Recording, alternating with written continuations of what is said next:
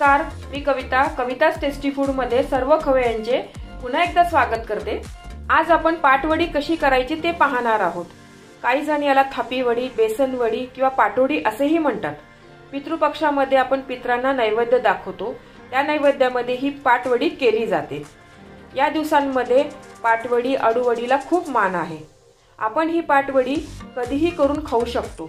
चवीला ही पाटवडी खूपच छान लागते आणि बनवायलाही खूप सोपी आहे। चला तर ही खमंग पाटवडी कशी करायची ते पाहूया।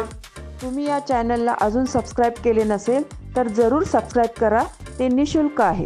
यासाठी लागणारे साहित्य, त्यासाठी मी 1 वाटी बेसन घेतलेलं आहे।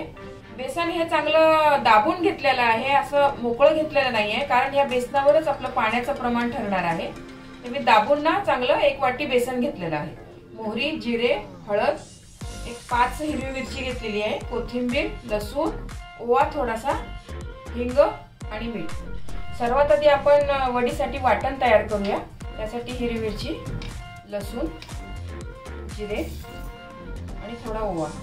ओवा याच्यामध्ये ऑप्शनल आहे, नाही टाकला तरी चालेल, पण वडी बेसनाची आहे ना, मग ती बाजू नये म्हणून मी याच्यामध्ये थोडा ओवा घेतलेला। याचं आता वाटण करून घेऊ। हे बघा, हे मिश्रण मी असं बारीक केलेलं आहे, एकदम बारीक पेस्ट नाही केली आहे, थोडं जाडसरच ठेवलेलं आहे। तुम्ही अजून या चॅनलला सबस्क्राइब केले नसेल तर सबस्क्राइब बटनला क्लिक करा आणि बेल आयकॉनला प्रेस करायला विसरू नका, जेणेकरून नवीन रेसिपीचे नोटिफिकेशन तुम्हाला येतील। गॅसवरनं मी कढई गरम करायला ठेवलेली आहे, त्यात तेल घालते। या वडीसाठी ना थोडंसं तेल जास्त घाला म्हणजे छान बनते वडी। तेल चांगलं गरम झालेलं आहे आपलं, त्यात मी आता मोहरी घालते,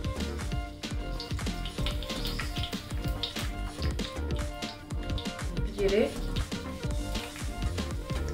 हिंग, हळद, जे वाटण केलेलं आहे ना आपण, तर ते वाटण पण घालूया।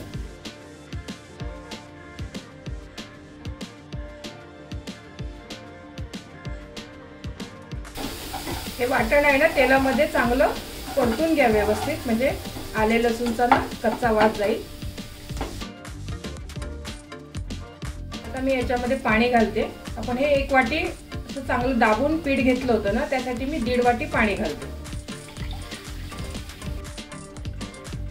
चवीपुरतं थोडं मीठ आणि थोडी कोथिंबीर।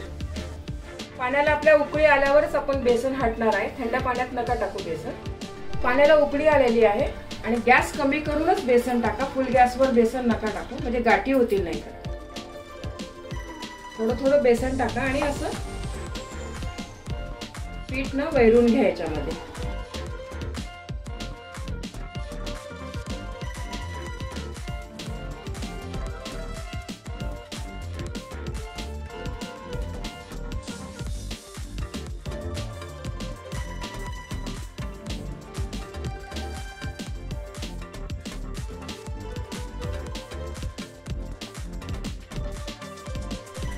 पिठाचा बघा व्यवस्थित गोळा झालेला आहे। तुम्हाला जर असं पीठ येत नसेल ना वैरता आणि गाठी होत असेल ना, तर तुम्ही हेच पीठ ना 1.5 वाटी पाण्यामध्ये कालवून पण केलं तरी चालेल, तरी पण त्याच्या पण वड्या चांगल्या पडतात। मला प्रॅक्टिस आहे म्हणून मी या पद्धतीने केलेलं आहे।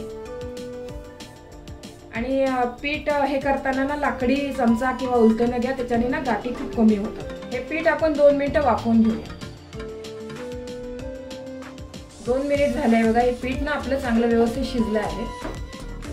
हे वडीचं पीठ आहे ना, तुम्ही नॉनस्टिकच्याच भांड्यात करा, अजिबातच खाली बघा चिटकत नाही। आपण ॲल्युमिनियम स्टीलचं केलं ना तर बेसन नाही खूप चिटकतं मग भांड्याला।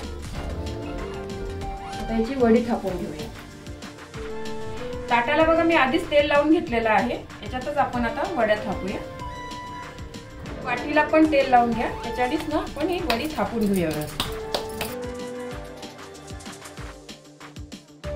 आता सध्या खूप गरम आहे, थोडंसं थंड झालं ना तर मग हाताने पण थापलं तरी चालेल।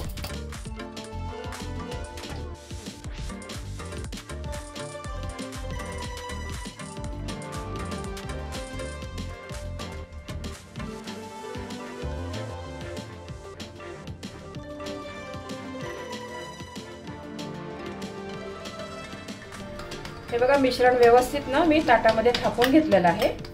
याच्यावरच आता खोबऱ्याचा किस लावते। हे डेसिकेटेड कोकोनट घेतलेला आहे मी, तुम्ही आपण नॉर्मल किसून घेतलं तरी चालेल घरचं. थोडीशी कोथिंबीर.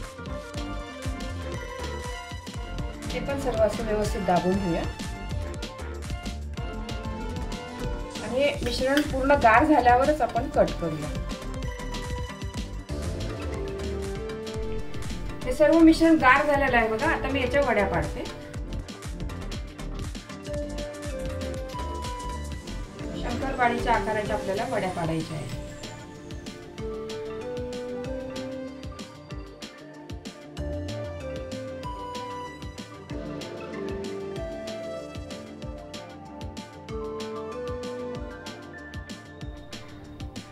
हे बघा वड्या किती छान पडलेल्या आहे बघा. मस्त वड्या झालेल्या आहेत. त्या वड्या नुसत्या खायला पण चांगल्या लागतात किंवा आपण जेवताना ना साईड डिश म्हणून पण घेऊ शकता त्या वड्या. एरवी पण अशा खायला खूप छान आहे वड्या. हे बघा मस्त खमंग पाटवडी तयार झालेली आहे. ही पाटवडी चवीला खूपच छान लागते. या पद्धतीने पाटवडी तुम्ही नक्की करून बघा. तुम्हाला ही रेसिपी आवडली असेल तर व्हिडिओला लाईक करा, कमेंट्स करा. तुमच्या कमेंट्स वाचायला मला फार आवडतात. तुमच्या लाईक्स आणि कमेंट्समुळे माझा उत्साह वाढतो आणि नवनवीन व्हिडिओ बनवण्यासाठी प्रोत्साहन मिळते. याचबरोबर तुम्ही मला फेसबुक, इंस्टाग्राम आणि पिनइंटरेस्टवर देखील फॉलो करू शकतात. त्याची लिंक डिस्क्रिप्शन बॉक्समध्ये दिलेली आहे. तर पुन्हा भेटूया एका नवीन रेसिपीसह. तोपर्यंत मस्त खा, काळजी घ्या. धन्यवाद.